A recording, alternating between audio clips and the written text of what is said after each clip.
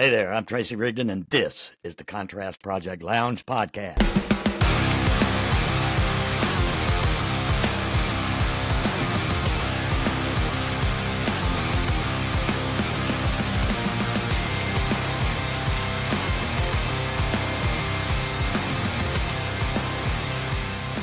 Often random, but always relevant, always real, and practically nothing is off limits. This podcast is for you. Are you ready for this? Let's do it.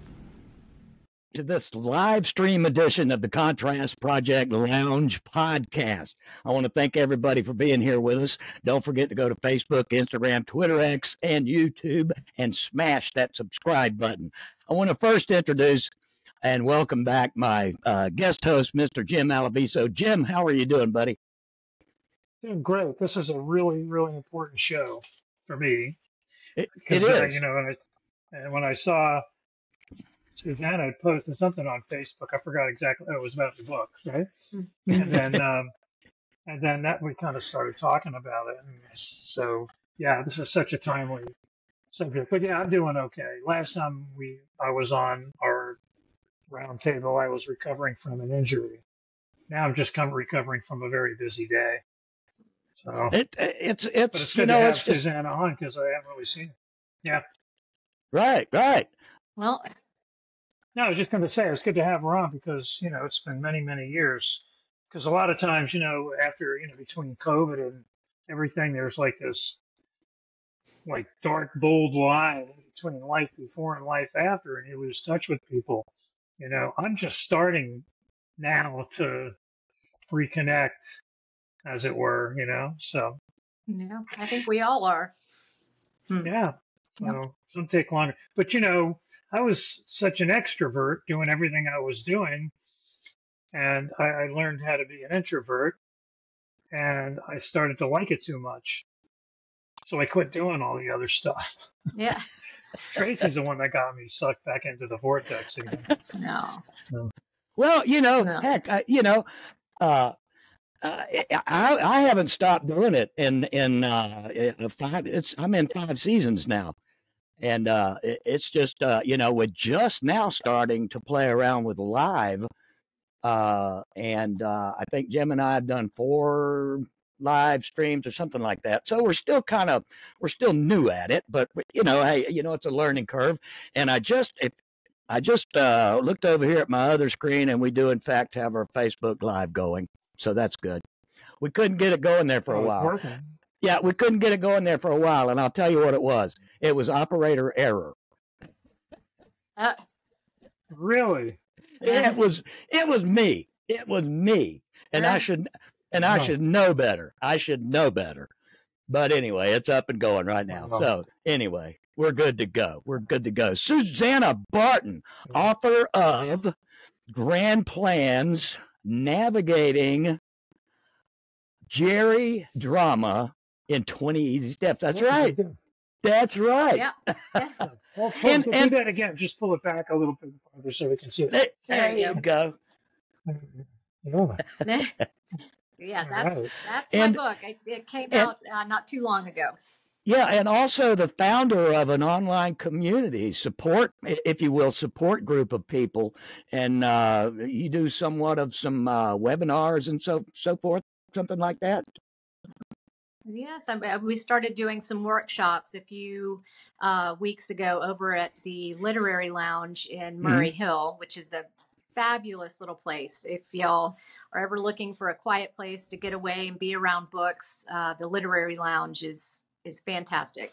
But yeah, we, the book came out at the end of last year, and this was following about a year of having the Grand Plans online community on Facebook, which was a place to gather people and just kind of get it all out there about caregiving experiences and the challenges that you face when you're in that situation. And I think to a lot of people, it's a surprise. I know it was for me, and I'm kind of backing into my story a little bit, but I'll just keep going. But, I guess in 2018, I was involved in a very challenging caregiving experience, remotely mainly, but for a deceased friend's parents down in South Florida. And it was, I didn't realize they had signed me up to be their power of attorney and successor trustee. Oh, surprise, huh? Yeah, Yeah. that was a real fun surprise. And by the time I got on the scene, things had really, both of them, the wheels had fallen off the bus big time. And, they had 3 houses full of stuff. There were legal issues to contend with, some, uh, issues of people had taken advantage of them, taken money from them, that kind of thing. And then their health was on a huge decline. The mother was in end-stage Parkinson's, and her husband had alcohol-induced dementia. And between those two things, there was just everything was just at a standstill in their life. So I was working full time at that point, and even managing from afar and going down there several times to get boots on the ground. It was a hour by hour crisis. I've never seen anything like it before, where it was just a no easy fix, no quick fixes. And it never the perfect answer to anything. And it was very traumatizing for me. So my big point is that I went through something relatively at arm's length, because they were not my parents. So there wasn't the emotional attachment. But it was, even so, mine felt very difficult. So I know what y'all are doing is such hard work times 100. And anyway, my mother died when I was 20. My father passed away a few years ago at the age of 80 after a brief illness. So my caregiving for them wasn't as hands-on as, again, what you and so many others are going through. So, I think talking about it and normalizing the conversation about planning for it is super important. And that's what I hope to get across tonight. Absolutely. Absolutely. Jim, you had something you wanted to say earlier. Well, it was kind of funny because one of your guests that's coming up, I won't mention their name because I'll let them talk about this if they want to. But I came across this poem. I was about a year and a half ago. I was in England at the time. And I was in Cheltenham, and I went to visit this wonderful artist by the name of Mila Fostova. Matter of fact, you can I interviewed her for Arbus magazine, and you can read all about it.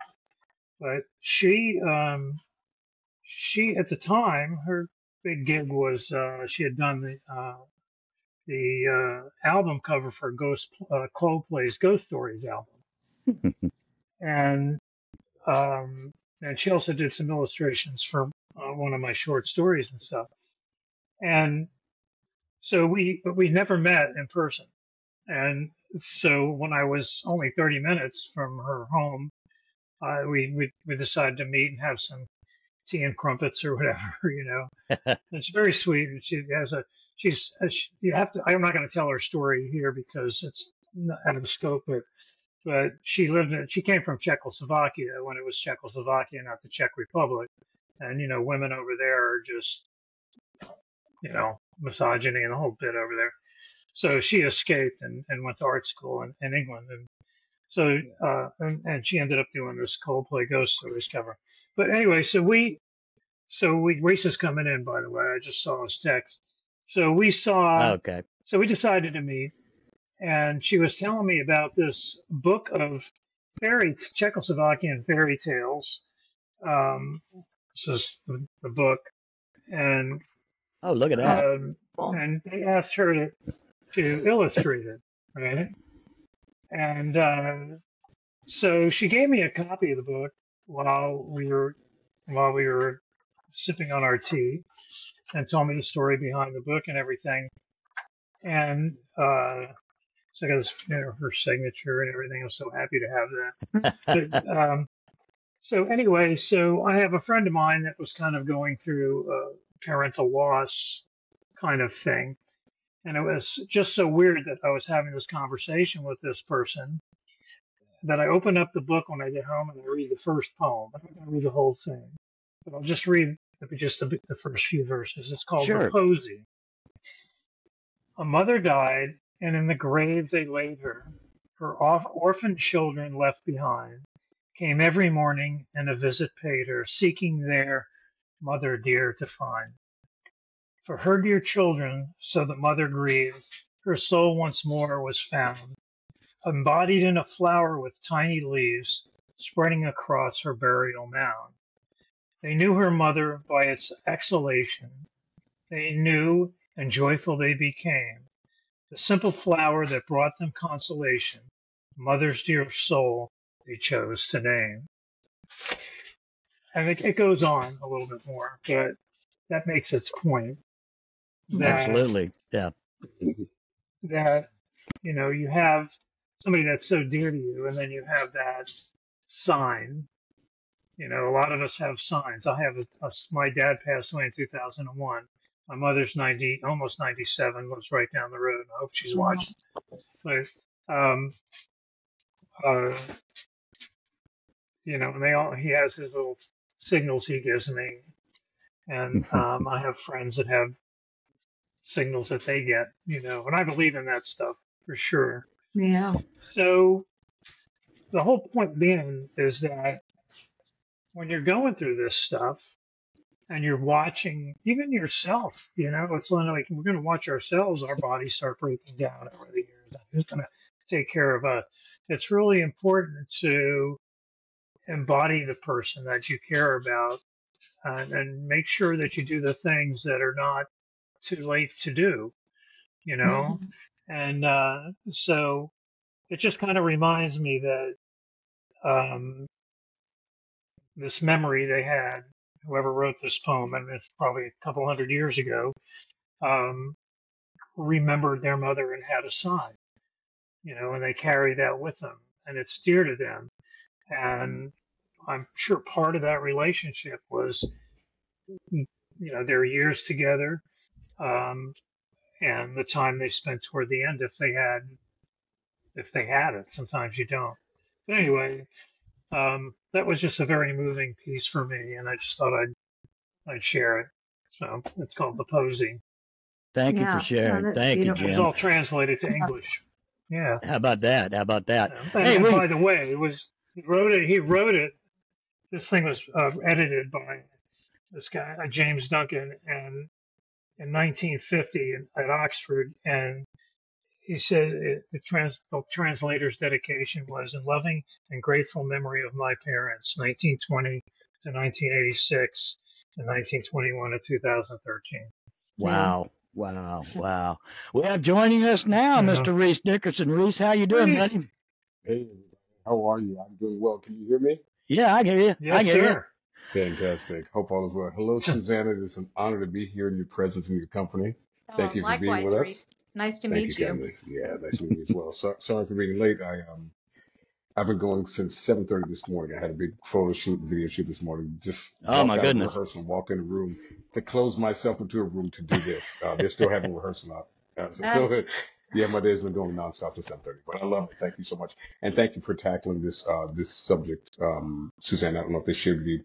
Our family within the last year has recently found that our mother, who will be 74 this year, was diagnosed with mild Alzheimer's, and the disease of 1,000 deaths, which they call it, has progressed a lot faster than what we anticipated. So it's very, very, very difficult for our family to digest. My father is having such an issue with it. So having to balance that, the fact that he's reacting out of his emotions because the independent go-getter that he knew, that he's, loved since high school, and they've been together for 53, almost 54 years, is not that person anymore.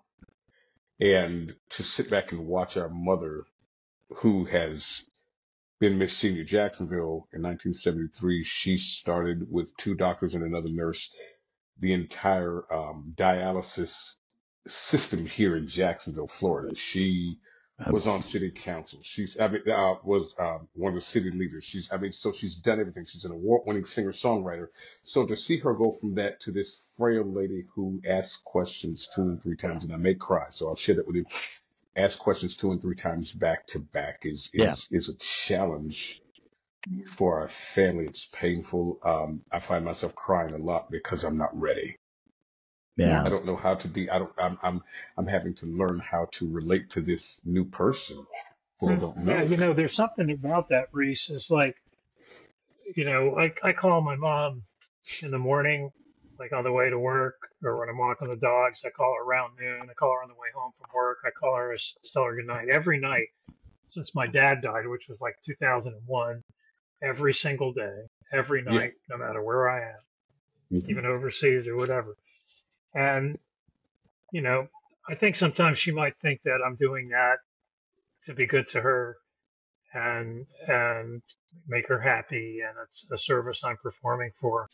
But I don't think sometimes she gets that it's a two-way thing, that I need that conversation. I can't even talk that I need that conversation as well. Yeah. I was walking my dogs when I got home from work, and my first urge was to just reach for my phone and talk to Mom. I said, well, I can wait, and I found a hard time waiting because I just need to hear her voice, 10 times a day if I can.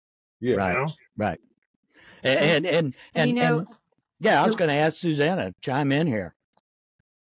Well, I was going to say my experience has been so different than that. And I have joked with people recently that maybe my calling is to be a mortality influencer, because I experienced death of my mother when I was young. So I was 20, and it was, poof, out of nowhere. She had an illness, and it took her quickly. And then she was gone, and my dad went about his life and made new plans. So, and then he passed away at age 80. And again, it was quick, but I guess in the back of my mind, I've always had now that death is imminent and it can happen anytime. And, and so in my perspective is, my parents weren't around, or, they were taken quickly and unexpectedly, and probably the same thing's going to happen to me. And I'm ready for it and want to talk to my kids about it and make it more of a thing, and not to, I guess my perspective is so different, just having lost early. My expectations are so different now that death feels ever present and expected. So, but I know it's just so hard with the parents, because you want them around the way that you remember them all the time. I still miss my mom and my dad to this day. It informs every decision I make. So.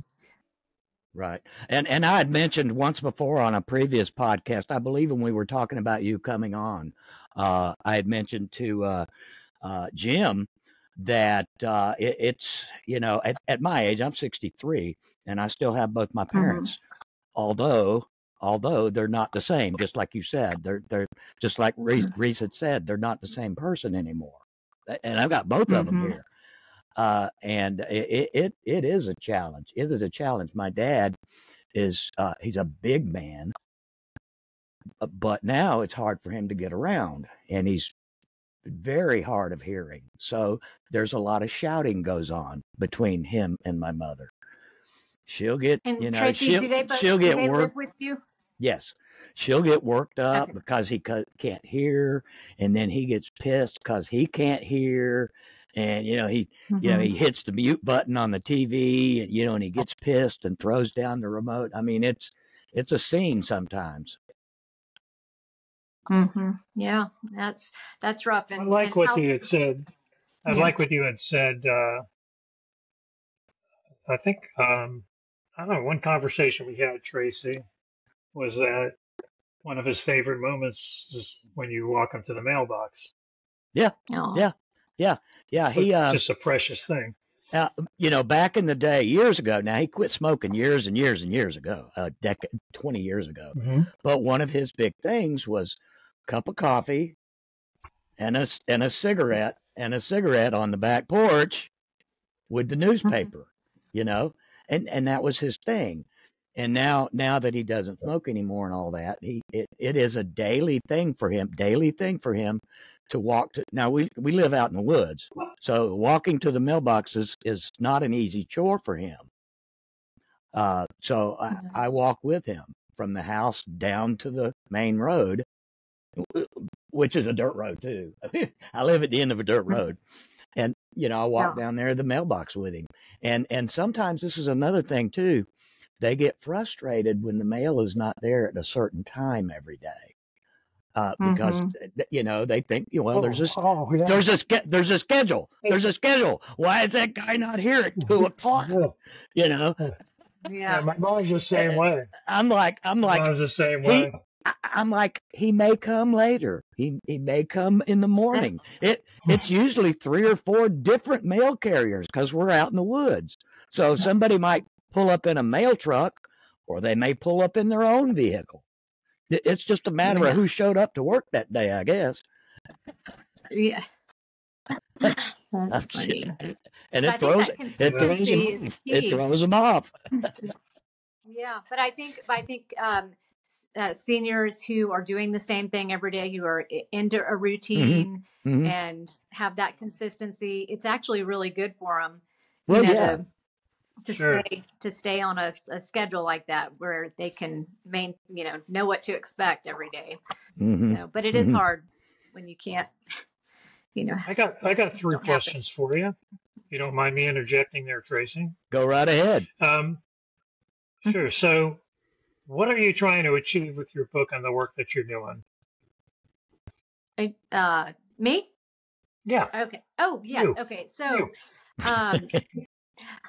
I am trying to stir conversation about aging, and trying to normalize that conversation so that when all of us are continuing to approach our own senior years, that we will have more resources and different expectations about what that time of life means, and how we're going to work with the younger people in our lives to support us along the way. I think there's a lot we can learn from each other.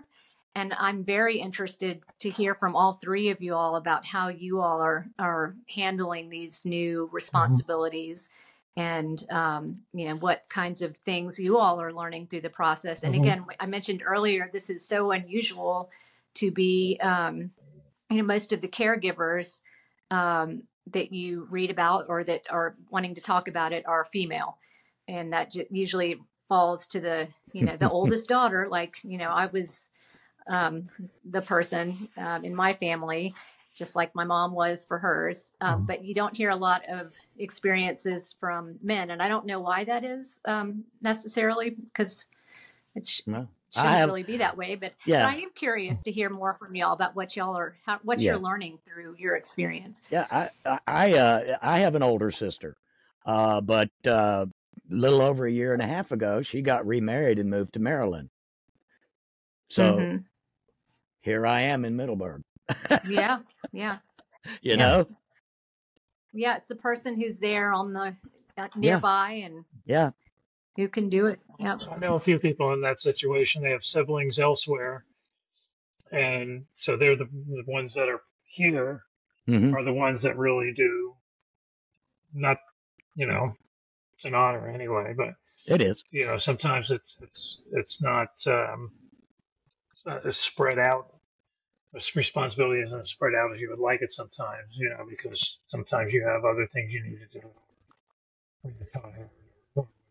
Yeah. It's the other thing side of this too is that it's not about just, parental care.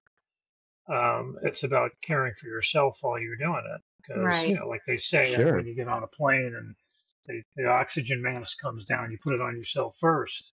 Otherwise, you're not going to be good for your child that's sitting next to you, So we got to take care of ourselves too while we're doing it.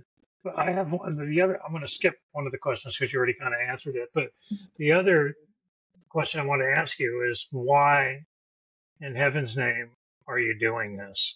Yeah. Honest answer. Why? Well, I think when I went through, it was about 4 years that I was helping this elderly couple in South Florida.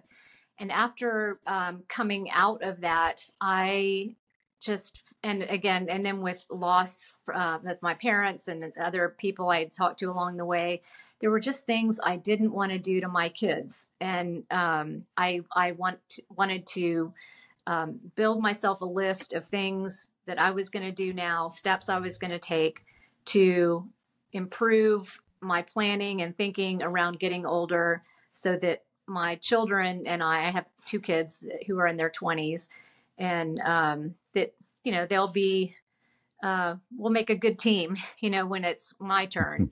And I just think there's so much we can learn from each other. And I feel like it's a topic that's not explored as often. Before you have a baby, you read what to expect when you're expecting. And there's all sorts of material out there about how to prepare for having a baby. And there's all sorts of stuff about getting married or getting your first job or your career. But there is very little out there about how to prepare for this beautiful time of life, our second half. There's so much to do and such an time of opportunity. If we can see it that way and plan better financially, legally, medically, make sure we have a good bead on what we're thinking for ourselves, for our medical capacity. For example, at some point, I don't want to have extreme measures to save my life. I just want to, be blessed to live as long as I'm supposed to and, go without too much fuss. So I think there's lots of things we can talk about and normalize now that will be a help to our families and caregivers later. Yeah. For me personally, the big why is for your children. Yes. For me personally, it's about the kids and just almost a surprise and shock that it's not something that we're talking about more in society. Yeah. So, but One of my the kids. one of the things I'm learning is that, just like you said, it's for the kids. And what we're doing is, while we're learning to care for our aging parents, we're teaching our kids by example, and they're there, That's they're right. hearing, and they're getting hands-on experience now. Mm-hmm. So that should their parents have to walk this same or live this same life, they're already prepared. We're preparing our successors. We're preparing the ones behind us to be able to do for us what we had to do. And it's not as much of a shock for them. Excuse me. It's not as much of a shock for them. It's not as much work. Why? Because they saw mom have to get and write out her own will because her mother did not. So, she's helping prepare them, and it gives us the opportunity to prepare people to prepare people.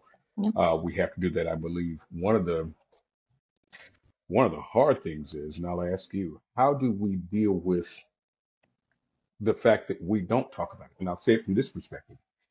In the Black and Hispanic community, minority communities, we were raised, well, that's just how mom is. That's just how grandma is. That's just how Uncle John is without the diagnosis. And then when we finally either get the diagnosis or get them to the doctor, or we face the truth of what they're actually dealing with, that it's not just, they're just mean because they're older. It's not that. It's their synapses aren't working the same way. Grumpy old man. Almost, right. It's grumpy old man. And it's not that. Just like we're having to relearn how to deal with our father because he's become, the man that he's become, not what we would like. But then we have to look at him and say, you know what? This is just as hard for him because he's been married to this woman for almost 54 years. So now he's losing who she is, and now he's angry. And he may be suffering things because my dad will not go to the doctor. My dad, for as long as I can remember, was anti-therapy. And that's big in the Black community. What is it about that, Reese, where that stubbornness sets in? Because that's all part of that stubborn as you get older thing. right? Yeah, I don't know. I know that that was just, mental illness was something that we did not in the black community. We just did not do. That's white people stuff. And I'm being frank. Yeah. This is what Mhm. I know better, but I can speak to what, how I was raised and what I know. That's white people stuff. Black people don't go to therapists because we had the church, we had God. We were taught to go to the church, our preacher, God, or keep it quiet. The problems that are in our house stay in our house because we don't want to be exposed, or what broken and damaged parts of us. We don't want that exposed. Why? Because everything was a secret and we don't know how to deal with it. We don't know how to face that and unearth molestation that now causes trauma in our adult years. And so we don't know how to do that. So we avoid those kind of things. So I'm glad that the tide is turning and Yeah, so that's a good yeah. point, Reese, because we're talking about taking care of our parents or our children taking care of us, but not everybody's fortunate enough to have a functional enough family for that to happen. There's Yeah. the disparate relationships between kids and parents and siblings and this kind of thing, and family secrets that don't want to be talked about, like you said, Reese. And it's so when we talk about our own experiences, like I had great parents, and my family was fairly functional family. So for me to support my mom along with my three brothers, two of which live away, but they do contribute a lot, and the other one lives here, um, is one thing. But then there's those folks that are getting older that either childless or they had some kind of falling out with their children, and Mhm. they don't have this kind of care. That's And right. then it's kind of like, where are those children at, and what are they feeling right now? What do they need to be doing that they're not doing? And what about the parent that's having to suffer through this loneliness? Yeah. Yeah. And you brought up something too, Reese, about church and that kind of thing. I think wherever you get your community, it's so important for older people to be there in that space, to have community, whether it's church, whether it's your neighborhood, whether it's your apartment complex, whether it's the bingo hall, whatever it is, wherever it is, to have people. And I think church, for a lot of people, culturally, socially, all things considered, is a place where people find the family when they aren't having it, if they're estranged, or if it just, as part of who they are.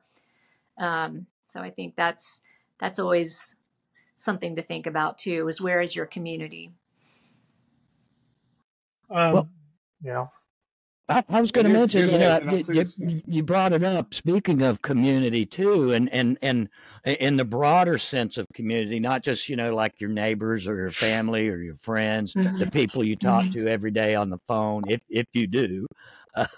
but Mhm. speaking of the broader community, you've recently been appointed to Mayor Donna Deegan's subcommittee on elder care issues within the community.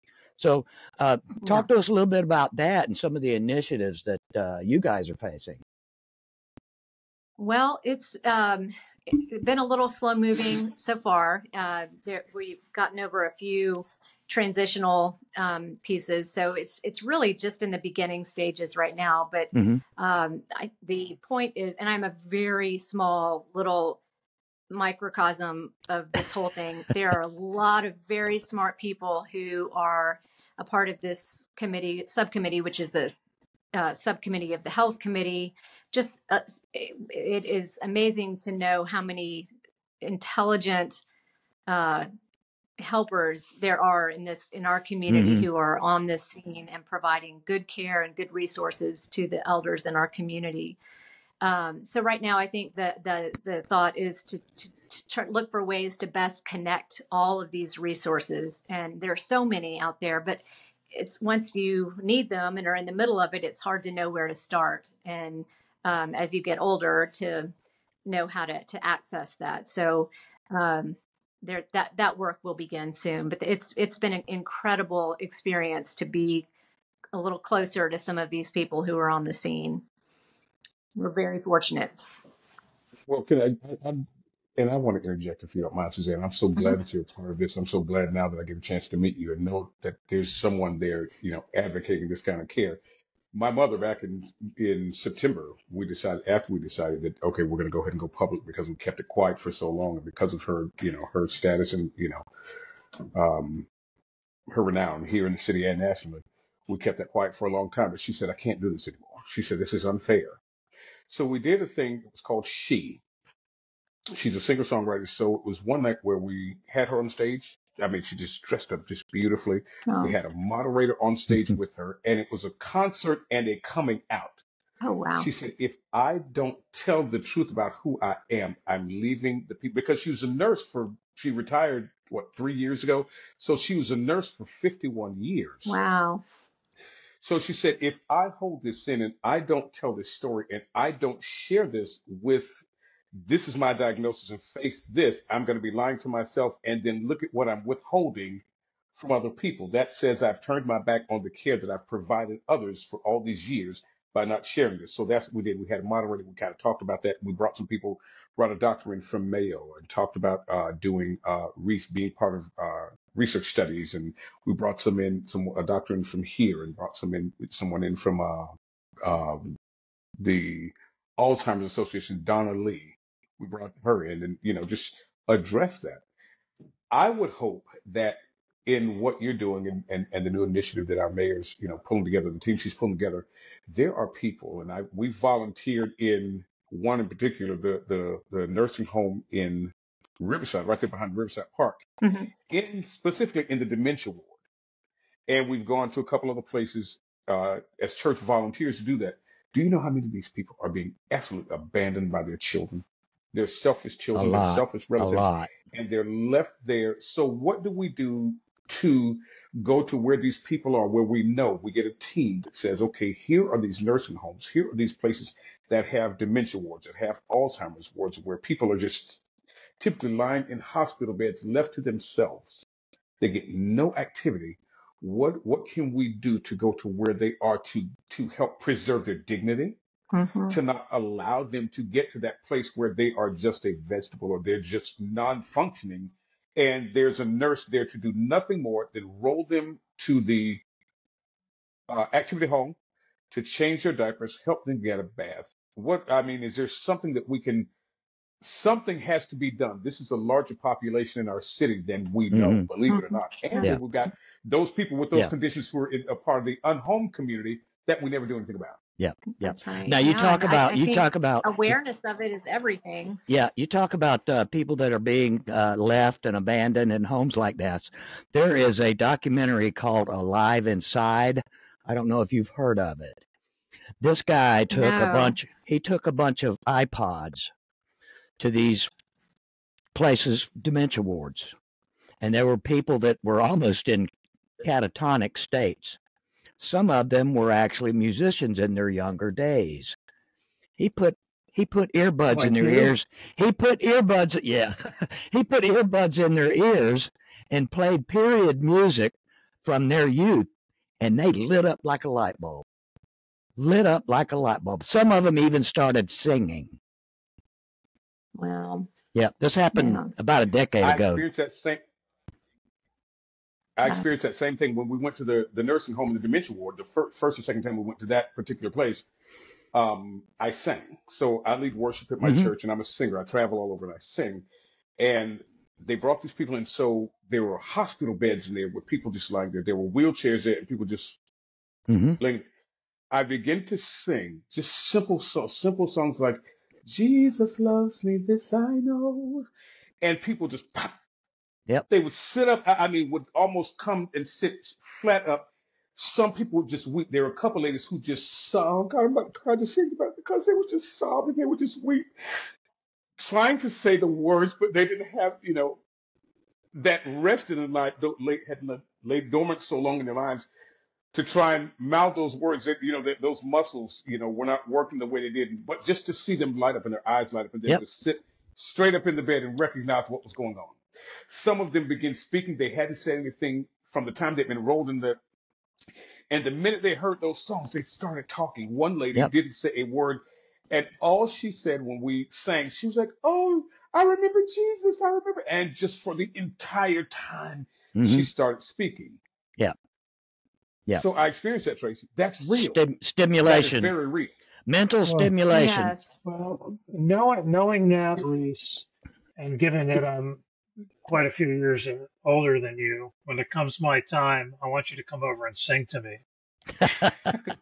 I will do that. But you know what? People look at me. They don't think that I'm as old as I am. My oldest daughter will be 36 years old this year. No. Yeah, so I'm a lot older than what people think I That am. sounds like my Yeah. I'm in my kids. Yeah. 50s. My oldest Yeah. son is 45. Are you kidding me? Wow. No. No. I remember, you got to kind of remind, I don't know how this, I don't know. Some thoughts are just coming through as we talk, but I remember I was living in Atlanta, and my dad had a stroke back in 1991, and there were times when he kind of did a little bit better, and times when he wasn't doing so hot. But somewhere along the line, he got prostate cancer, and it spread already. And he could have had chemo, and he chose to. I'm not going to like suffer an extra 3 months just to suffer an extra 3 months. So he did home hospice, and so I moved back down to Jacksonville, and I go over his house every day, and there with my mother, and this was like in 2000, 2001. And he died on Thanksgiving right after the 9/11 bit, That's kind of what he had.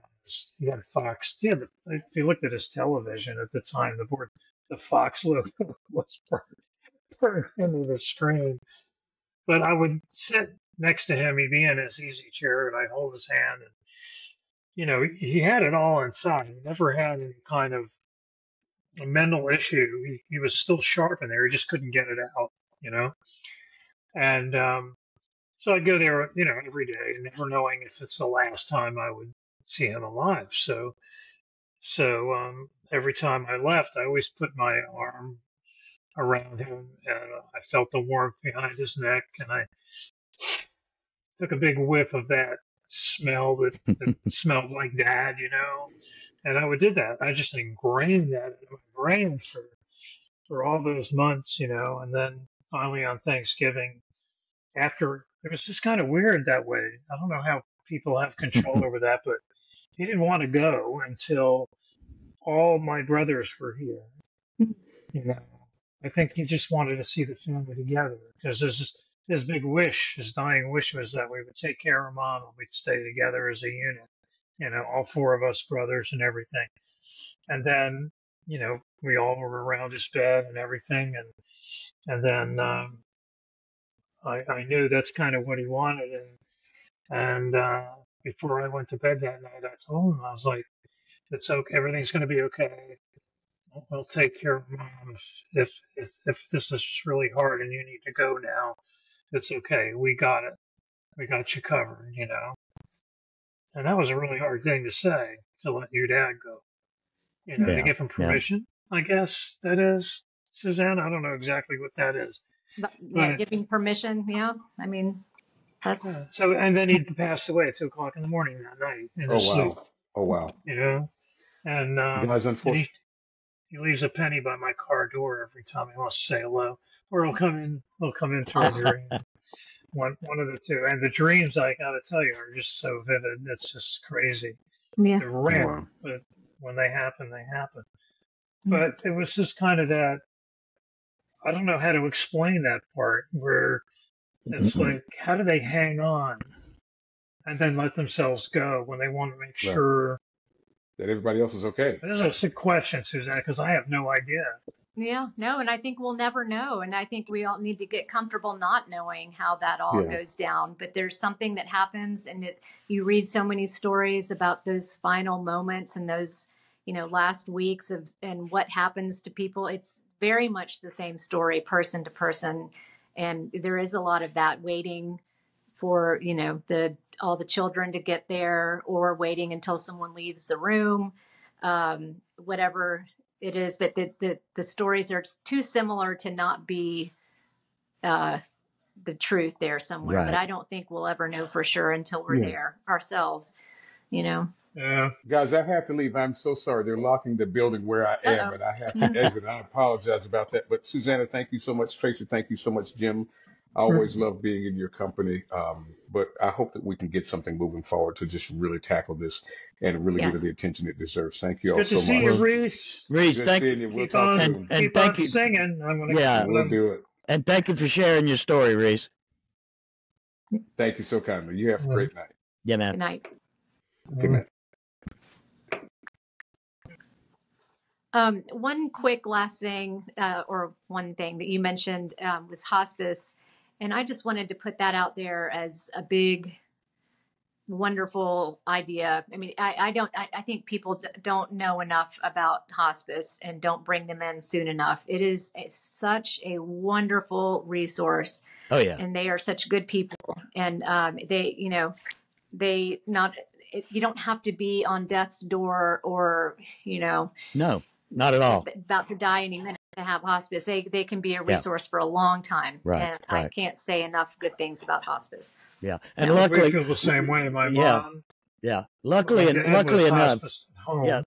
I was going to say, luckily enough, I'm a retired nurse myself too. So I know about. Oh, you are? Yes, so I know a lot Huh. about how the healthcare system works and hospice and all those kinds of things. So, yeah, that at least helps with caring for my folks. It helps a lot, actually. Oh, I bet that helps a lot. I mean, you must understand exactly what's going on.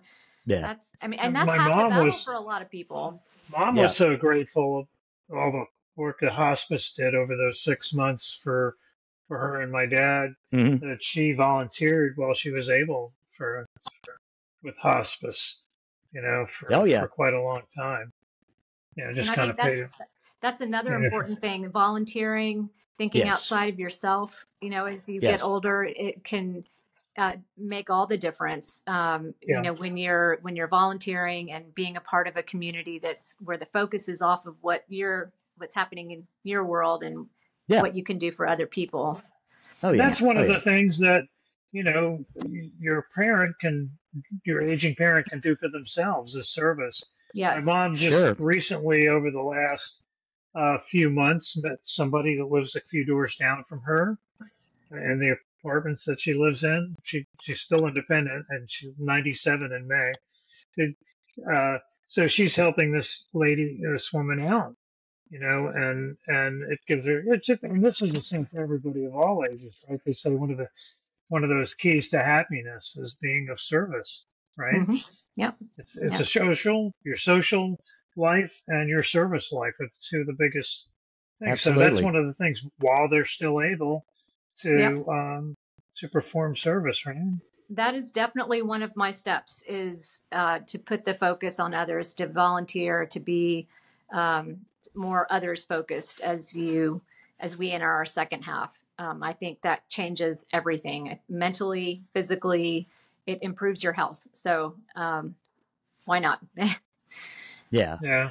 And I think it's very good, like you said, for everybody involved, for your senior parents, as long as if they can still ambulate or if they can still function with their hands. And I know that doesn't last forever. Sometimes arthritis gets the best of them. My mother's, her hands are crippled.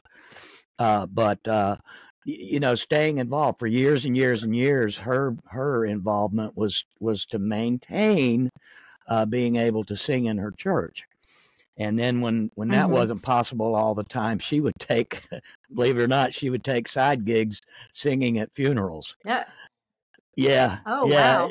Yeah. Oh, wow. That's cool. She sung hymns at funerals. My cat, sorry about my cat, wants to chime in. That's sweet. And it's very important too. Mentioned. Yeah, it's very important. All these stories too are a big part of the support group, like you say, the community. And just being able to share it, like Reese was able to share his story, that that the family kept hush for so many years. But sharing these Yes, I stories are love so that so important. much. Yeah, It's yeah. very What important. about that, Susanna? Could you elaborate more on that? You know, Um, the whole thing about as we age and family secrets and how do we deal with all that? Yeah, well, I think communication is the key. If I had to pick one step of the 20 that I put down in the book, I think communication is the absolute most important thing. And I don't know where family secrets fall into that as much. Some people are just gonna, pa- pass on with all the juicy nuggets they have stashed away deep down. Hmm. But I do think there's a reckoning that can happen when you are more open to communicating with your family and sharing your experience. Everyone learns from it, and and through better communication, you learn more about what your parents want, what makes them happy, how you can fill those needs, and what then you might want for yourself as you make your way. So I don't know. Gosh, I'm stuck on the family secrets part. So my this is probably a little off topic, but my dad, before he passed away, he and his brothers did a little research and found out that their mother was not the she was the illegitimate child of the mother. Like the mother had had an affair with, I think, a cousin or something. I don't know. But anyway, they figured all that out, and I it got, was I got they a had pretty good story in mind yeah. on my dad's So side. so Yeah. so she died. My grandmother, and of course her parents died with that secret, but my father didn't. He let us know, and I think they even had a little, I don't remember what they call it, kind of like a redemption service, or or reconciliation, or they had a little service just to make it known that was really what happened.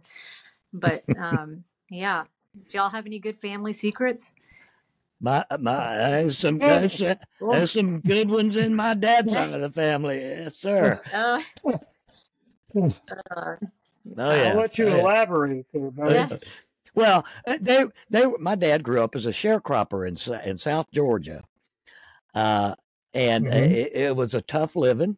And my dad had a lot of siblings. I think a total of 13 Wow. sisters and That's the brothers, same with my mom. She had mostly 13 sisters. siblings as well. Yeah, and his mother, my grandmother, who passed away decades ago, she was actually his father's stepdaughter first. Oh, His father, juicy. Say that his again. his father was married. I got tangled up there. Yeah, his father was previously married and had a stepdaughter. Then his wife died, and he married his. Oof, wow. Okay, that's good. That's some Wow. that's some juicy family history there. Yeah. Oh my goodness. But I do think it's important to talk about family heritage, and even if it's not juicy, and even if, you don't want to take it to the grave, I think it's very important to talk about our families and what our stories were. And as our parents get older too, and that generation, it's good for memory, it's good for cognition, it's good for all those things, and it's good to Well, be honest. yeah, and it's like you said, it's good to communicate. And you probably heard this interview that was like in November of last year. I'm going to read this to you because this kind of reminded me of something. Well, I'll just tell you the story. Somebody very close to me, and I just don't want to say who they are because it's personal to them, but somebody very close to me hadn't talked to their mother for a couple of years. There was some crap going on there, right? Mm-hmm. And then he read this article. Shaquille O'Neal and Kobe Bryant engaged in one of NBA's most infamous feuds during the course of their time together as teammates on the Lakers. Though the pair was able to patch up their relationship before Bryant's sudden death in a helicopter crash in 2020, O'Neal admitted that he has significant regrets about letting the tension between the two linger. he says, O'Neill says in an interview with People magazine, he says, "You put off getting in touch. I'll never get to see Kobe again in real life forever. And I just should have called. He should have called. We both should have called. But he's working and I'm working. So it's, I'll see you when I see you." And reading that encouraged this person to call his mom after a couple of years because he didn't want to lose his mom whenever that's going to happen, God forbid, without having a relationship. So it's important, when we see other people do that, even celebrities like that, because that was a big influence for him to say, yeah, I haven't talked. I have a couple of people in my life that I should have called, and I just didn't have time. I was working too hard. Yeah, and that's what like the Riverside retirement tower there, that the people who that Reese was describing earlier, that it, when you're not communicating with your people and not reconnecting or letting bygones be bygones, your loved ones can end up in a situation like that where they have no one, and that's not fair or right for anybody. There's so many that don't. Me and a friend of mine, we go and on Christmas we don't exchange gifts. The JSO has this thing going where you can buy gifts for seniors, and they just what they do is they fill out a piece of paper of what they need, and then you can go get those things from the JSO. And I think the JSO distributes them. I don't know exactly who organizes it all, but then you just say, yeah, give me a person, and then you get a piece of paper. I need a robe. I like cookies. This kind of thing. A toaster oven or whatever. And so that's what we do. And then we'll go out and we'll buy all this stuff, and then you go out, and then you go. The real experience is actually bringing it to the person. So oftentimes you'll see that person has a mate, a living spouse or whatever. Often, their life seems okay, but often you'll deliver something and there's just nobody, and you might be the only person they've seen in the last couple of weeks, and you'll end up in there for an hour or two having a conversation and talking because they just need to talk to somebody. Yeah. That's the same experience some people have with Meals on Wheels delivery. That's the only interaction that people are having is when someone from Meals on Wheels comes with the delivery. So we need to do more. Need to do more. Sometimes, they have that saying. It's like when we go, we die alone. And I guess no matter how many people are around us, we're still dying alone, But it's always good to when you take the trip to have a nice bon voyage. Yes. Yeah, that's right. The send-off should be as happy as possible. Yeah. Well, Susanna, looking ahead, what are some of your hopes for the future of elder care? And not just in our community, but a lot of the things we already touched on about communication and making those contacts with them. And like Jim was just saying, sitting down and having a conversation with them every now and again. What are some of the things that, you have you have seen or that you encourage within the Grand Plans community? Well, I think one of the big things is that we are on the cusp of seeing a huge explosion in adults over the age of 65. I think by 2060, it's something like almost 95 million people. Oh. So it's growing exponentially, and I think we're not prepared anywhere in the United States to accommodate housing, all associated services, medical attention, caregiving is a huge component. There are millions and millions of people providing unpaid care for their person, like you all are, on some level every day, and there's just not enough people out there to fill this very important role, which is caregiving. So I see a lot of a lot of growth on the horizon and a lot of opportunities to that we need to start bulking up to provide more housing, more services, and more caregiving opportunities for older adults. And, and talk about the contrast project. There's quite a contrast there because we have all this science to keep us living longer and longer, but we don't have the support behind the science to hold up those people that are living. I'm sorry, did I hit a nerve there? Yes, Susanna? you did. So you read about it all the time. People who are taking, like, there's some weirdo guy he was some big tech guy, and he eats like millions of dollars worth of nuts and berries every year. And he's on some program to like live forever. And of course, in a lot of females, especially, you have women who have gotten all, puffed up and shot up, and there's such an emphasis on living longer and looking younger, and I just don't see, given what we all know is of the expense of getting older, the lack of resources, and all the things, the stress, the heartache of it all. Why on God's green earth would we want to live longer when that's it's the such weird an thing? expensive That is, thing? yeah. It doesn't boggles my mind. Yeah, my mom feels that way. She's like, she's going to be 97 in a couple months.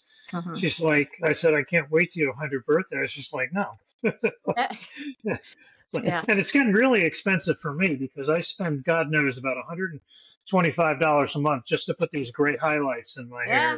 Well, it looks very nice. It's just...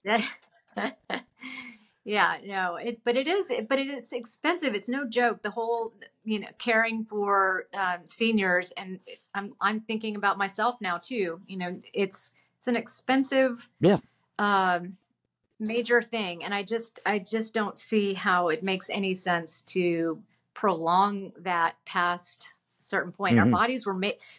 Life is death. You can't have life without death, and we're all on this planet. Every living creature has an expiration date. Yeah. And I don't think we should mess with whatever that drug company that comes out with that magic pill that keeps us alive an extra 50 years should also be responsible for financing. Yes. They should give us long-term care insurance or some kind of, something like that. That's a good idea. I have to let that one percolate a little. Maybe that's. So where do we find your book? By the way, you can find it on Amazon. Although, since we're local, it's the best course to go over to the Literary Lounge in Murray Hill, or the San Marco Bookstore, and also the Cathedral Bookstore, the St. John's Cathedral Bookstore in downtown Jacksonville. And have you tried Happy Medium yet? No, I've heard of them, but I have not been in there yet. That's where I do all my writing now. You do? I'm working on a new book. Yeah, I'll go over there because it's like quiet. It's basically a coffee shop and a bookshop, so you kind of have that library feel there. So you don't hear a lot of. Now, Jim, isn't that place that's run by two young ladies run that place? Is that the same one I'm thinking about? There's a small bookstore. I don't know. There's a small bookstore over there in that area. It's right next to Cool Moose. Okay. Right next to Cool Moose. Oh, yeah. And it's called a Happy Medium. Yeah. And they have local authors there as well. Yeah. And really good food and coffee. Yeah. No, I think anytime you can shop local, that's the best idea. Absolutely. And also, I was going to mention the 904, the Creative Exchange in the Bank of America Tower in downtown Jacksonville also has some books. And they also feature all sorts of creative works from local folks. So if you haven't been there, that's worth a visit too. The local people, that's it. Support local. Like my buddy Joe Talentino says, eat local, drink local, be local. Big proponent, everything local. It's been a joy having you with us, Susanna. I wish we could talk a lot longer, and we probably will again at some point. Jim, you had some closing thoughts for us. Thank you. Oh, yes, absolutely. Jim, you had some closing Not thoughts really. for I us. mean, we already kind of covered that. It's just, it's kind of like if if you need to say something to somebody, say it. Yeah. Don't wait because you just never know when you'll That's right. lose that opportunity to make that person happy and at least give them that joy that you might have been withholding for a while. So that was all really. Okay. And I've just seen too many of my friends pass away, Mm-hmm. over the last few years, Yeah. and that I just, wished I would have spent a little more time with, and Yeah, that's so another, it's important. that's another thing too. You say that, now, as I'm getting a little bit older too, there's a whole heck of a lot of my old buddies that are no longer with us. Guys I went to high school with, guys I was in the Army with, they're not with us anymore. And I'm still cranking. Yeah. Still here.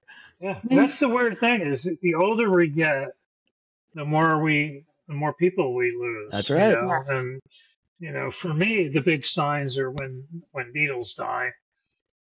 I know that I don't mean that as a joke. It's Right, kind of like right. John Lennon was shot. That's one thing, but George Harrison, he had died of Right. brain cancer. And now we have Paul McCartney and Ringo, and when they go, I'm just going to go swimming one day and just keep swimming out. Keep swimming out. Because I know my time has come. No. Yeah. Well, this was a fun conversation on a big topic, and I hope we can do this again sometime, live or in person, and keep the conversation going because I think it's important. It's very. One last question before we. Yep. Is how do we help? How can we help outside of our personal lives, taking care of our parentals? How can we help either in the city or help you out, or is there a website or whatever? Yeah. Okay. So two things. One, learn from your experience and share what you've learned with other people, because that's the only way we're going to make some progress here is by collective experience and shared collective experience. And two, if you want to learn more or add more to the conversation, feel free to go to my website, which is mygrandplans.com, and where you can hear other people's stories and just get a sense of how normal this course is and how we can all help each other on the ride. Absolutely. And I'll provide all the links to your materials, to your group. I know you have an Instagram page as well, and you've got the Facebook group, Grand Plans Community. Very, very good stuff. I've been looking, and you post a lot on there too. I noticed you post a lot of things about elder care on there.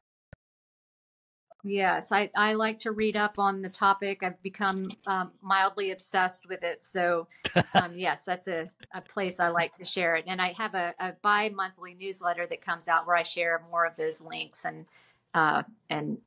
sources. So, fantastic. Look forward to it.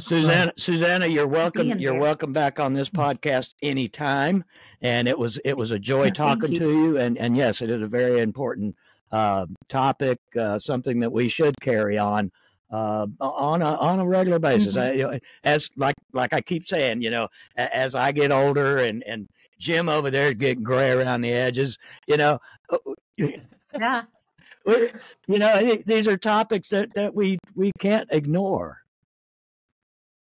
That's right. Yeah. Agreed. And when we talk about them, every time we do one of these things, Tracy, I always leave with something. But I think tonight I just kind of go home. Well, I am home, but I just will think about this a little bit more and try to even do a better job than I was doing yesterday. So it's inspiring, and we thank you for that, for the work you're doing with the city. Well, fantastic. Thank you, guys. Thank you all very much for this opportunity. Yep. Good night, all. Good night. Good night, Susanna. Good night, Tracy. Thank you. Well, that's a wrap. Another fantastic episode of the podcast. You can find us on all the social media platforms, wherever you surf, Facebook, Instagram, Twitter X, Threads, wherever. Don't forget to like, share, and comment. And on our YouTube channel, don't forget to like, share, comment, and smash that subscribe button. If you're streaming audio for the podcast, you can find us wherever you get your favorite podcast programs. In the meantime, I like to tell everybody, take care of yourselves and each other. Until next time, peace.